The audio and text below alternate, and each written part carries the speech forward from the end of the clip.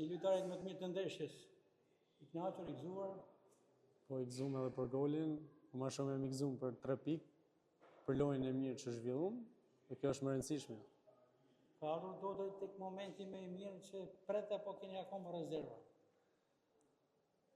Jo, unë si do dhe du që shënoj edhe më shumë gola, mirë jam, në formë dukem, po kjo do të tregojnë fushën e lojës, ndeshjet që do vinë, sepse s'do të kënaqem edhe kaq.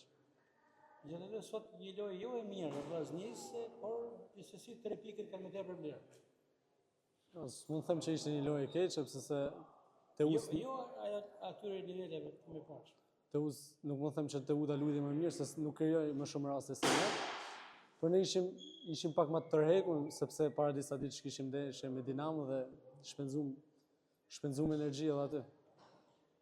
Po luani për këtë kapitenit Bekim Balaj, i cili ka një përvojë të gjatë në fushën e futbollit. Mendoni që po merret diçka nga pozitive nga përvoja e tij?